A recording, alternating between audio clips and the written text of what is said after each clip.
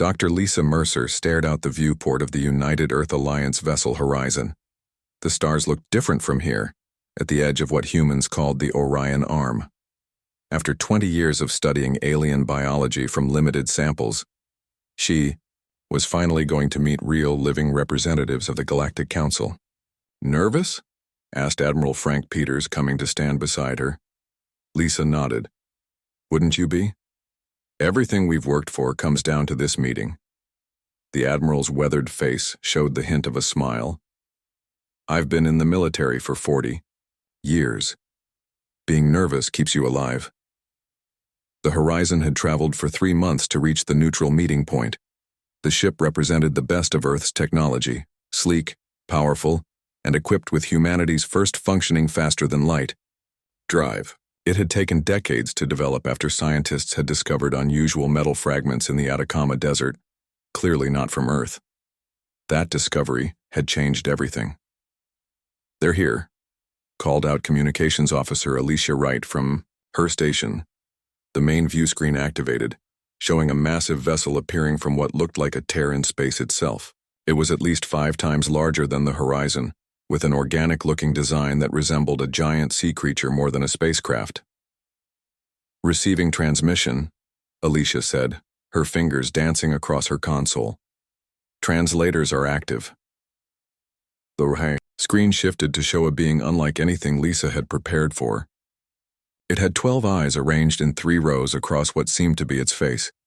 Its skin was a pale blue color that shifted slightly as it moved.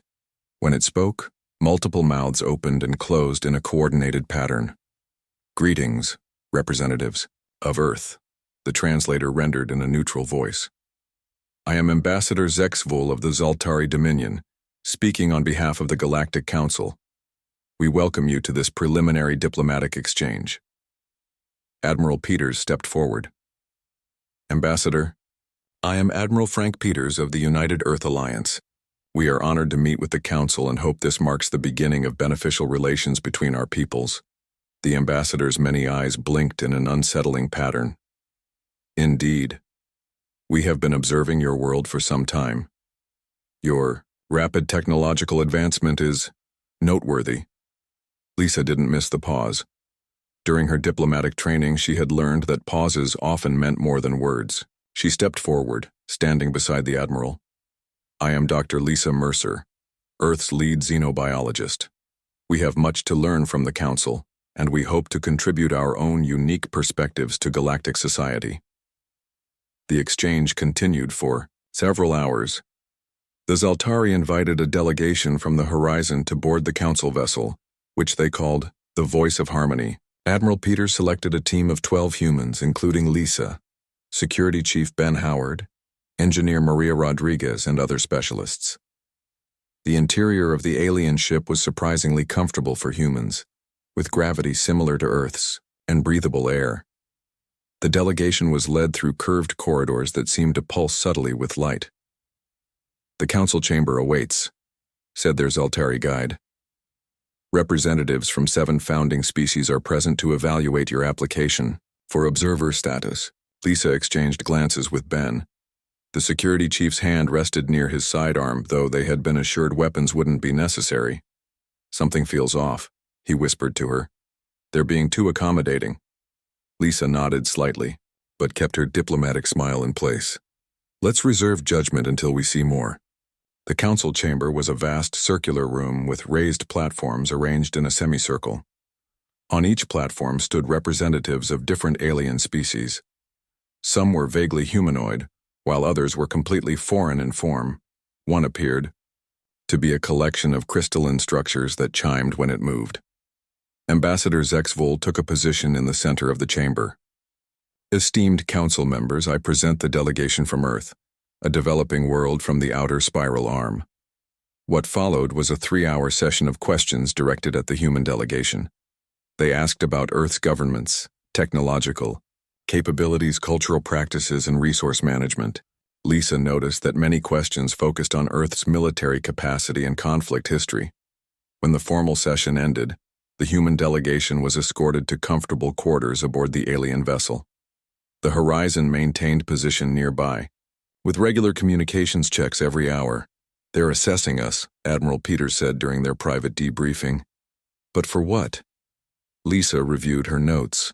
They seemed particularly interested in how quickly we developed FTL technology after discovering that alien fragment. Engineer Rodriguez nodded. And they asked 3 different ways about our weapons capabilities. Standard procedure, Ben suggested. They want to know if we're a threat. For 3 days, the meetings continued. The humans were introduced to more council species and shown impressive technological displays. Each evening, they returned to their quarters feeling both awed and slightly uneasy. On the 4th day, everything changed. Lisa was the first to notice. During breakfast in their quarters, she pulled out her personal scanner, a device she had brought to analyze alien food samples. What she saw made her freeze. "Admiral," she said quietly, "we're moving." Peters looked up sharply. "What?" "The ship. It's no longer in the same position. We've been in FTL travel for approximately 6 hours based on these readings." The Admiral immediately activated his communicator. "Peters to Horizon." Nothing but static responded. Within minutes, Security Chief Ben had verified that all communications were being blocked. Engineer Rodriguez confirmed Lisa's findings. They were traveling through space far from the meeting point. The door to their quarters slid open, and Ambassador Zexvool entered with 4 large guards. Each guard carried what were clearly weapons. "I apologize for the deception," the ambassador said, though his translator conveyed no emotion. "A matter of security has arisen that required immediate action." Admiral Peters stood tall. "What is the meaning of this? Where is my ship? Your vessel is following under escort. You are not prisoners, merely guests who must remain with us temporarily." Lisa stepped forward. "Ambassador, this violates all diplomatic protocols." The Zaltari's eyes blinked in that unsettling pattern. Again.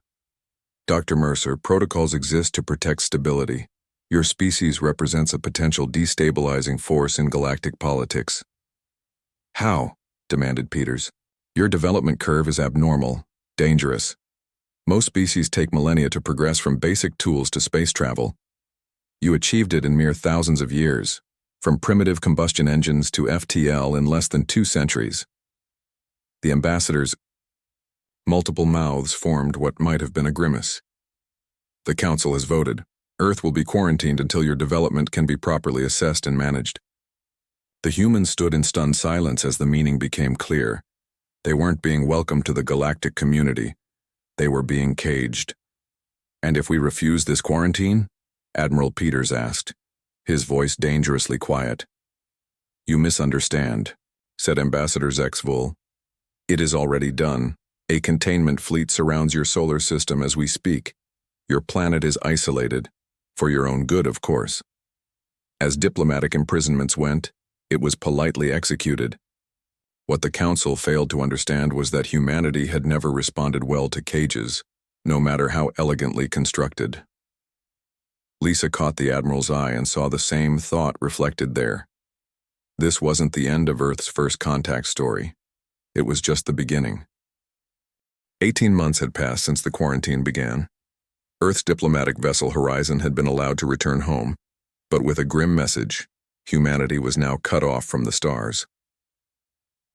Commander Olivia Ross stood in the United Earth Defense Council chamber, her uniform crisp despite the late hour. The large underground room beneath Geneva was packed with military leaders and government officials from all Earth nations. The mood was tense, but determined. "The blockade consists of 86 alien vessels," she said, pointing to the holographic display floating above the central table. "They maintain positions here, here, and here. Red dots appeared at strategic points throughout the solar system. Can we break through?" asked a general from the Chinese Space Force.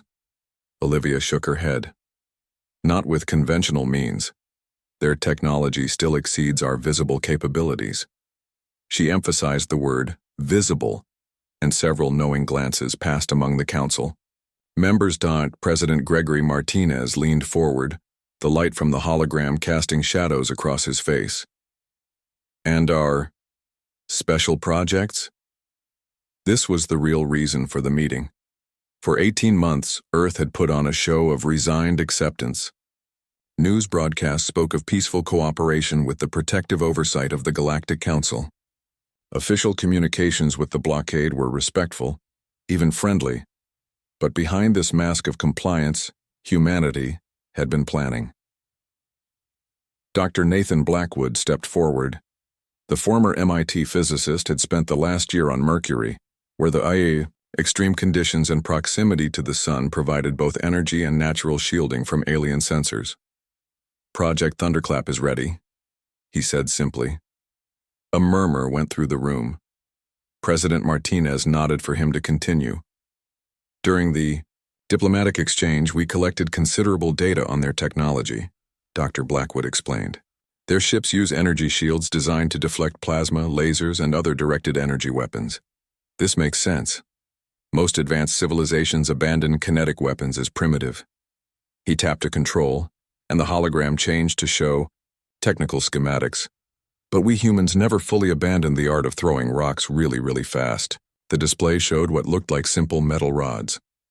"Tungsten impactors," Dr. Blackwood continued.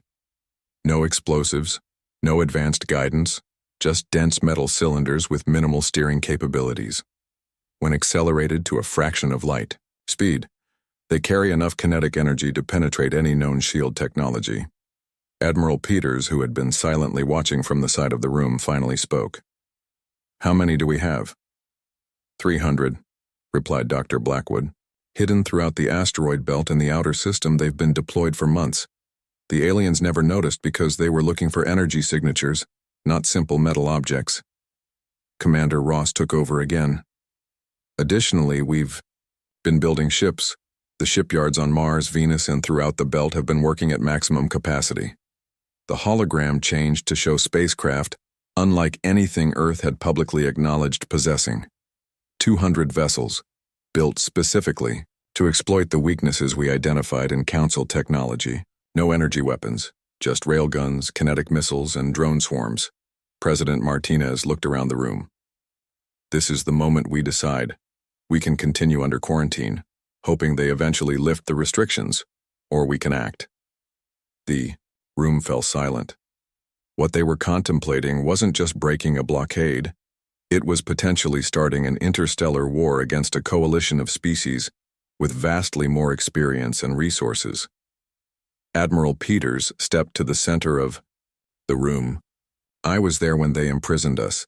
I saw the contempt in their eyes, all 12 of them." A few nervous laughs broke the tension. "They think we're dangerous children who need to be contained. Maybe they're right. But I'd rather be dangerous and free than safe and caged." The vote was unanimous. Operation Thunderclap would commence in 3 days. Captain Danielle Clark received her orders at 400 hours. As commander of the stealth ship Defiance, she would play a critical role in the operation. The Defiance was Earth's most advanced vessel, incorporating reverse-engineered alien technology with humanity's best innovations. Her crew was small, just 12 specialists chosen for both skill and psychological stability. They gathered in the briefing room as she laid out their mission. "We will approach the blockade openly," she explained. "Our job is to deliver a message and provide a distraction." Lieutenant Ryan Jackson, her weapons officer, looked confused. "A distraction? With just our ship?" Captain Clark smiled. "Sometimes the biggest threat is the one you can see. While they focus on us, the real attack begins." The Defiance launched from the hidden facility on Europa 2 days later. It carried minimal weapons and a single passenger, Richard Hale, a former diplomat who had volunteered for what might be a suicide mission. As they approached the edge of the blockade, Hale stood in the communications center straightening his simple gray uniform. He wore no rank or insignia. "Ready, sir?" asked Communications Officer Paul Weber. Hale nodded. "Open a channel to their command ship." The largest alien vessel in the blockade belonged to Admiral Zex Traal, cousin to the ambassador who had first deceived the human delegation. When Hale's transmission came through, the Zaltari commander was just beginning his rest cycle. "Identify yourself," demanded the alien, his multiple eyes blinking in irritation. I am Richard Hale, Special Envoy of Earth, said Hale calmly. We have respected your blockade while diplomatic channels remained open. They are now closed. You have 6 hours to dismantle your blockade and withdraw from the Sol system. After that time, we will consider your actions an act of war against humanity. The translator rendered Zexitral's response into perfect English. Your species lacks the capacity to challenge even a single council vessel. Return to your planet and await further instructions. Hale smiled. Not a diplomatic smile. Something else entirely. You misunderstand, Admiral. We're not negotiating. We're notifying. The transmission ended. On the bridge of the Defiant, Captain Clark watched as the alien vessels shifted position, surrounding them. They took the bait, she said quietly. All ships are focusing sensors on us. For nearly 6 hours, the Defiants remained motionless. The alien ships scanned them repeatedly but detected no weapons that could pose a threat. Some of the blockade vessels even returned to their regular patrol patterns, dismissing the human ship as harmless. 5 hours and 58 minutes after the ultimatum, Captain Clark gave the order. Jump to emergency coordinates. Now. The Defiance vanished into hyperspace, leaving the blockade behind. On his command ship, Admiral Zextral relaxed his multiple limbs. Another empty human threat. 2 minutes later, the first of the kinetic impactors struck his vessel at 1/10 the speed of light. The tungsten rod passed through his ship's energy shields as if they weren't there, then through the ship itself, leaving perfectly circular holes through every deck. As his ship's atmosphere vented and systems failed, Zexitral had just enough time to realize that humanity had never been contained at all. Throughout the blockade, hundreds of similar projectiles found their targets. The silent buildup had ended. Now came the thunder. Chaos erupted across the blockade as the kinetic impactors found their targets. The tungsten rods, simple in design but devastating in impact, tore through 17 alien vessels in the first wave. Admiral Zextral's flagship broke apart as multiple rods punched clean through its hull, leaving perfect circular holes that vented atmosphere and crew into the vacuum of space. The remaining alien ships scrambled to respond, their commanders issuing frantic orders in a dozen different languages. Their sensors had detected nothing until the moment of impact. The rods carried no energy signatures, no propulsion systems, just the enormous kinetic force of dense metal traveling at a significant fraction of light speed. Second wave incoming, reported the sensor officer aboard the Zaltari support vessel Path of Wisdom. The officer, a six-limbed being named Trelvox, watched in horror as more projectiles appeared on his screens. Impact in 20 seconds. The ship's commander ordered emergency evasive maneuvers, but the simple guidance systems on the human weapons adjusted course just enough to stay on target. 3 more rods struck the Path of Wisdom, one passing directly through its power core. The ship went dark before exploding in a brilliant flash of blue-white energy. While the blockade reeled from the first and second waves of kinetic strikes, the second phase of humanity's attack began. 200 Earth vessels emerged from hyperspace at precisely calculated positions. These ships, hidden from alien observation for over a year, represented humanity's true fleet. Major Samantha Quinn stood on the bridge of the assault carrier Retribution, the largest of Earth's new warships. Unlike the alien vessels with their sleek designs and energy weapons, the human ships were blocky, practical machines of war. They bristled with railgun turrets, missile pods, and launch bays for drone swarms. All ships weapons-free, Major Quinn ordered, her voice steady despite the gravity of the moment. No prisoners, no surrender. The order spread through the human fleet. On the bridge of the destroyer Defiant, Captain Eric Hayes turned to his weapons officer. Target their engines first, he ordered, then their weapons. Leave life support for last. We want them to see what's happening. The human fleet opened fire.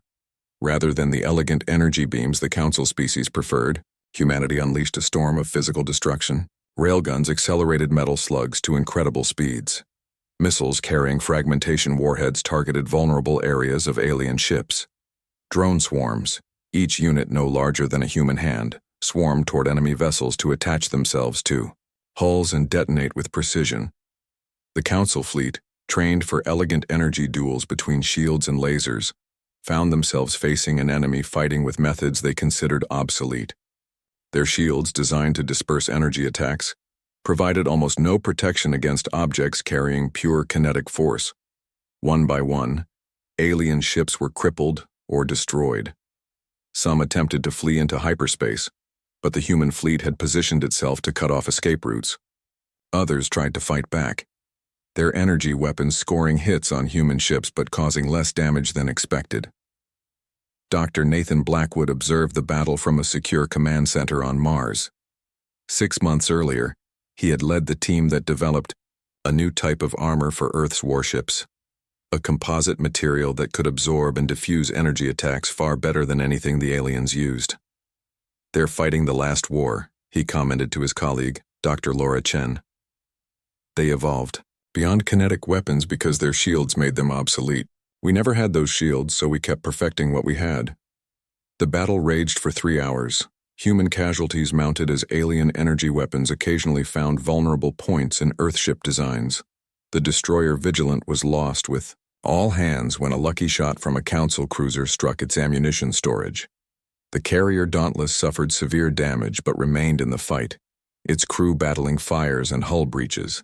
Throughout the solar system, planetary defense platforms added their fire to the battle. From hidden bases on Mercury, Venus, Mars, and several moons and asteroids, additional railguns and missile batteries targeted alien vessels that strayed too close. 4 hours after the battle began, 82 Council vessels had been destroyed. The 4 survivors, crippled and adrift, transmitted surrender signals. Major Quinn received the surrenders on her main screen. The alien commanders, representing 3 different Council species, expected to be taken prisoner according to the conventions of galactic warfare. "Your terms?" asked the senior surviving alien, a tall, spindly being with translucent skin. Quinn's response was cold. "We have no terms for your surrender. Earth does not recognize the authority of your Council. Your vessels will be boarded. Your technology will be confiscated. After that, you will be permitted to leave in life pods." The alien commander's translator conveyed shock.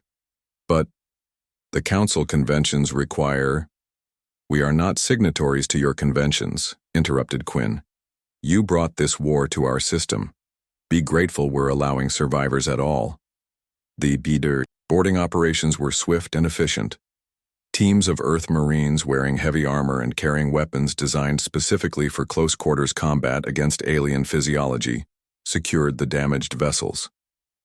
Engineers and scientists followed, stripping every piece of useful technology. The aliens were shocked by what they found inside the human ships.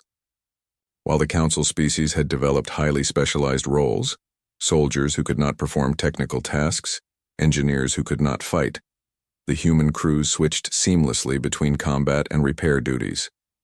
When a section of the Retribution lost pressure during the battle, the wounded gunners had sealed their own bulkheads and continued firing while wearing emergency breathing apparatus.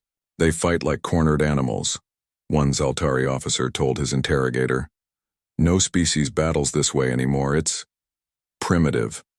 The human Marine grinned behind her visor. "That's us, primitive." By the end of the day, the boarding teams had secured all 4 surviving alien vessels. As promised, the alien crews were placed in life pods with basic supplies and navigation equipment, then launched toward the nearest Council outpost. Back on Earth, President Martinez addressed a planet that had just witnessed its first interstellar war. "Citizens of Earth, today we have broken the chains placed upon us by those who feared our potential. The blockade is destroyed. Our solar system is once again our own." His expression grew solemn. "But our work has just begun. The Galactic Council will respond to this defeat. They will come with a larger force, believing they can crush us with superior numbers." He paused, allowing his next words to carry their full weight. "Let them come. Humanity spent 18 months preparing for today. We have spent the last hour preparing for tomorrow." In the secure command center on Mars, Dr. Blackwood watched as engineers began the process of integrating captured alien technology with human designs. The council species might have centuries of experience in space, but humanity had something they did not: the desperate creativity that comes from fighting for survival. As he observed technicians reverse engineering a captured hyperspace drive, Blackwood smiled grimly.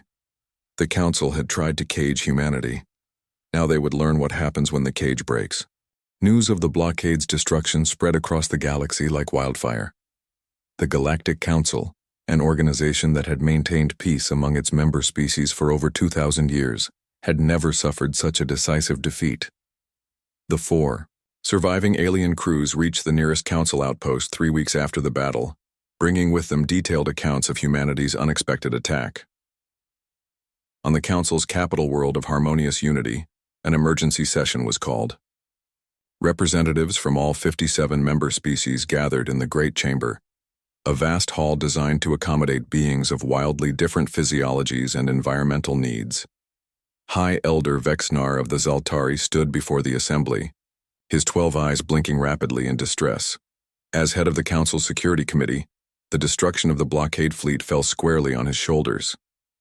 The humans employed kinetic weapons, he explained to the shocked gathering. Simple, metal projectiles accelerated to relativistic speeds. Our shields were inadequate. Murmurs of disbelief rippled through the chamber. The Narendi representative, Elder Shovak, raised a gnarled hand for attention. The Narendi were the oldest council species, known for their long lives and cautious wisdom. How did such primitive creatures defeat our most advanced vessels? Shovak asked, his voice crackling with age. Vexnar displayed holographic images of the battle. They exploited a vulnerability we never considered significant. Our shields are designed to repel energy weapons, not solid objects. But surely, such primitive attacks could be detected and avoided, argued the representative from the crystalline Tholians. That was our assumption as well, admitted Vexnar. But the humans launched their attack from hidden positions throughout their system. The projectiles were nearly invisible to our sensors until the moment of impact.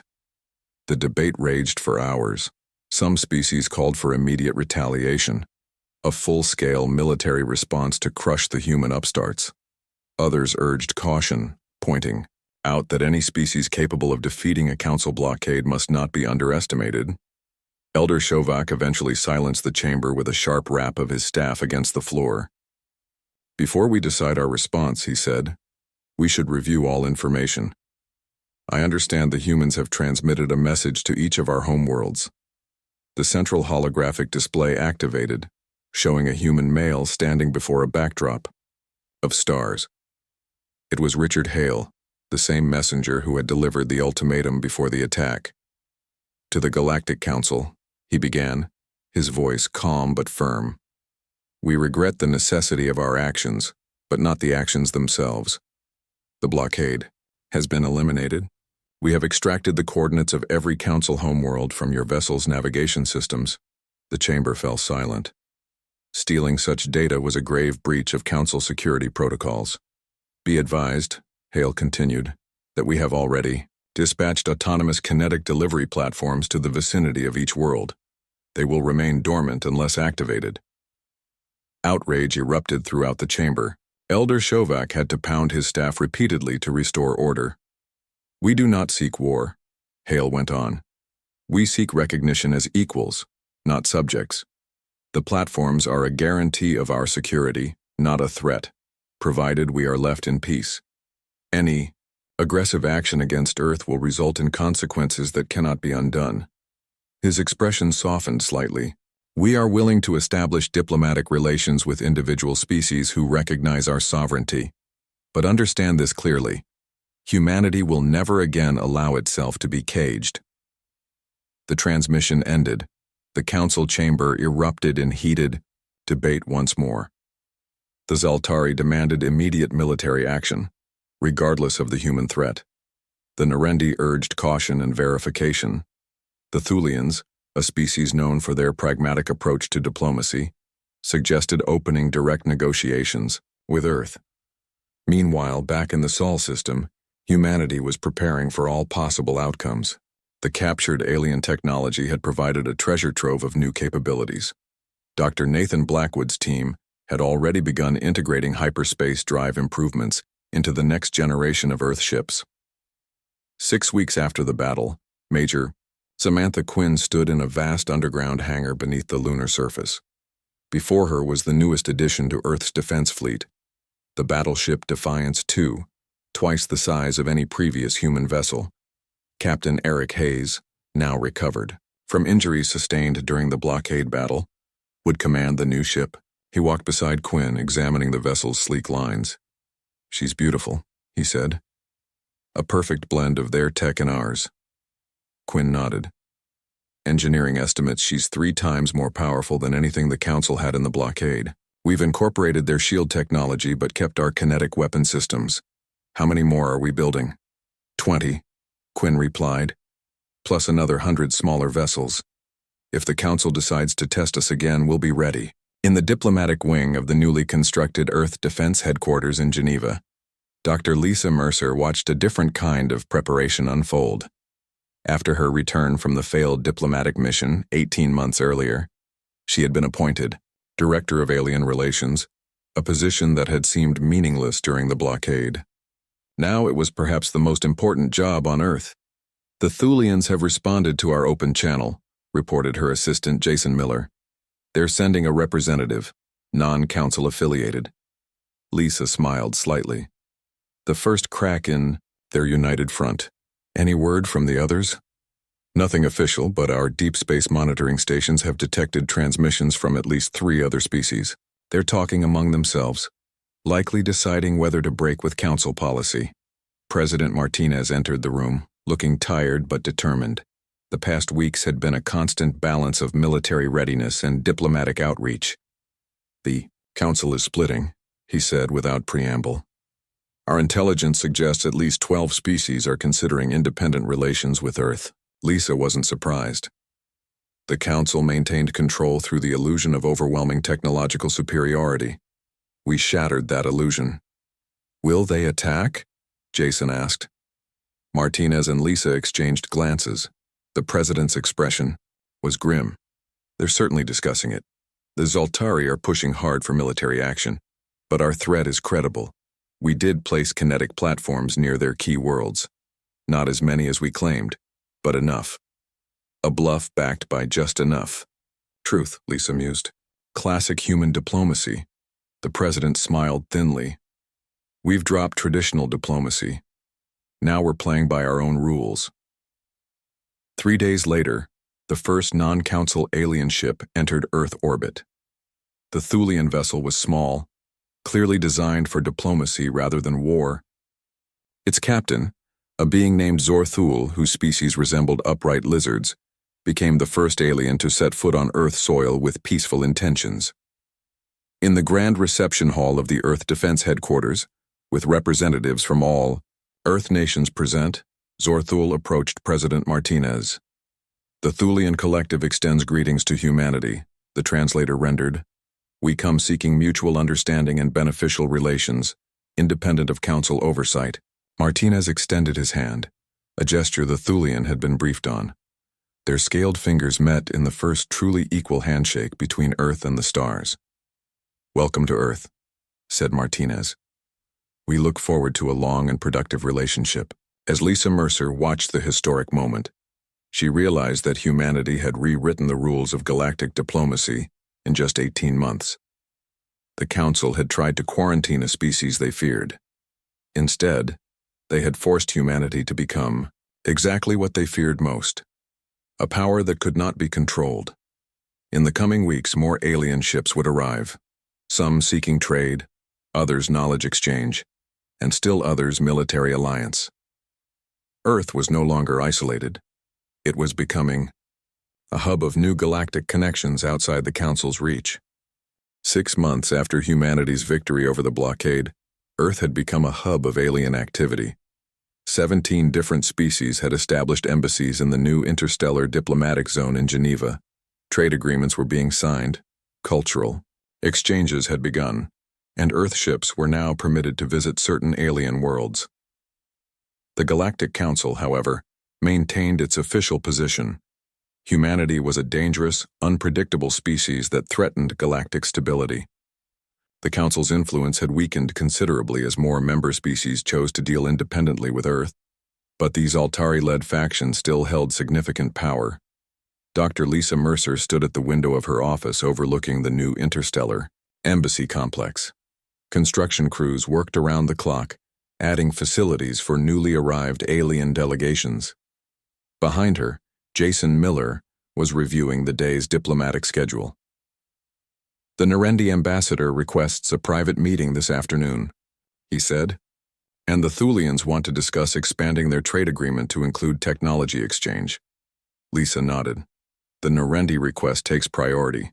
They're the oldest council species. If they're considering formal relations with us, it could tip the balance." She turned from the window, picking up a data tablet. The screen showed images from a recent confrontation at the edge of the solar system. 3 council warships had approached, claiming to be on a routine patrol. They had been met by 5 Earth vessels, including the new battleship Defiance II. After a tense standoff, the council ships had withdrawn. "Any update on council military movements?" she asked. Jason's expression grew serious. "Intelligence reports suggest they're building up forces near the Zaltari homeworld. Unclear if it's defensive or preparation for another attempt against us. And our own preparations? Admiral Peters says we'll have 30 new ships ready by next month. The kinetic platforms near Council worlds are fully operational, though President Martinez is still hoping we never need to activate them." Lisa sighed. This balance of terror wasn't what she had hoped for when she first looked forward to meeting alien species. As a xenobiologist, she had dreamed of peaceful scientific exchange. Instead, she had become a key figure in what amounted to an interstellar Cold War. Later that day, she met with Elder Chokal of the Narendi in a private meeting room.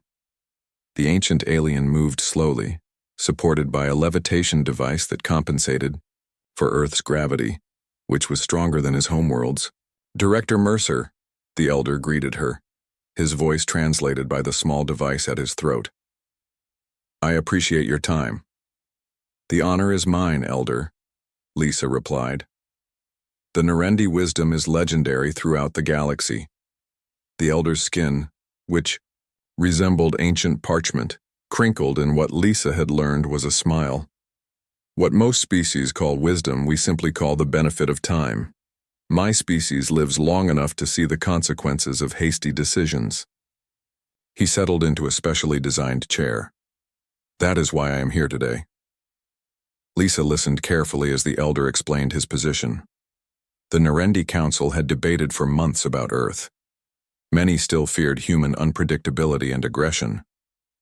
Others saw potential in a young species with fresh perspectives. "We have observed how you handle the species who have approached you," Chokal said. "You have been firm but fair, protective of your interests, but not expansionist or greedy." "We only wanted our freedom," Lisa replied, "not conquest." The elder made a gesture that translated roughly as understanding mixed with reservation. "Yet your methods were concerning. The kinetic platforms near our homeworlds. The threat implied." Lisa met his gaze directly. "We learned from our experience with the blockade. The Council only respects strength. We provided evidence of ours. Through fear, through consequences," Lisa corrected gently. "Is that not how the Council itself maintains order? The threat of overwhelming response to any who break galactic law." The elder was silent for a long moment. "You understand more than we expected.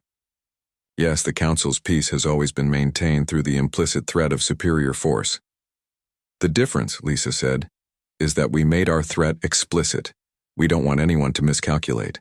After their meeting, word spread quickly through diplomatic channels that the Narendi were considering formal recognition of Earth. The significance wasn't lost on anyone. If the oldest, most respected Council species broke ranks, the Council's united front against humanity would crumble entirely. 3 days later, an urgent message arrived from deep space monitoring stations. A large fleet was assembling near the former position of the blockade. 30 Council warships, primarily of Zaltari design. President Martinez called an emergency meeting in the underground command center. Admiral Peters, Major Quinn, Captain Hayes, Dr. Blackwood, and Lisa Mercer gathered around the tactical display showing the approaching threat. "They're making one last attempt to reassert control," Admiral Peters said grimly. "If they break through to Earth, they'll claim we were never truly capable of defending ourselves." "Options?" asked the President. Major Quinn pointed to the display. "We have 25 ships ready for combat with another 10 that could be pressed into service if needed. Our technology has improved significantly since the blockade battle, but they still outnumber us." "And the kinetic platforms?" Dr. Blackwood asked. "Ready," confirmed Captain Hayes. "But using them would cause massive casualties and likely make peaceful resolution impossible." The room fell silent. After everything humanity had achieved, they now faced the prospect of a devastating war, or returning to diplomatic channels that had failed them before. Lisa stepped forward. "There's another option. One last message." Richard Hale stood once more before the transmission equipment. The message would be broadcast directly to the approaching Council fleet and simultaneously to every Council homeworld. "To the Galactic Council," he began, his voice steady.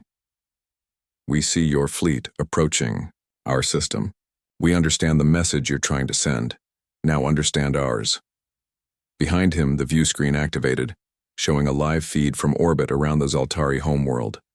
One of Earth's hidden kinetic platforms decloaked, becoming visible to sensors. This platform contains 300 tungsten rods, each capable of striking with the force that destroyed your blockade. Similar platforms exist near each Council homeworld. They will remain inactive unless your fleet crosses into our system. Hale's expression remained calm, almost regretful. "We did not begin this conflict. We simply wish to exist as equals in the galactic community. The choice now is yours. Respect our sovereignty or face consequences that will reshape the galaxy forever." The transmission ended. For 12 tense hours, the Council fleet maintained position, neither advancing nor retreating. Then, one by one, they turned and vanished into hyperspace. 1 week later, the Narration formally recognized Earth as a sovereign power. Within days, 26 other species followed suit. The Council, unable to maintain its unified position, reluctantly opened negotiations for Earth's recognition as an independent associate member, not subject to Council authority, but able to participate in galactic governance. In her office overlooking the now completed interstellar embassy, Lisa Mercer received the news with mixed emotions. Earth had won its freedom and respect, but the path had been paved with threats and shows of force, not the peaceful exchange of knowledge she had once dreamed of. President Martinez joined her at the window, watching as a Narration diplomatic vessel landed in the courtyard below. "We're building something new," he said quietly. "A different relationship with the galaxy than what the Council wanted for us." Lisa nodded. "They wanted to contain us because they feared our potential. Instead, they forced us to realize it." "Do you think they'll ever truly accept us?" the President asked. Lisa watched as the Narration elder emerged from his ship, greeted by an honor guard of both humans and representatives from other alien species. "They don't need to accept us," she replied. "They just need to respect us.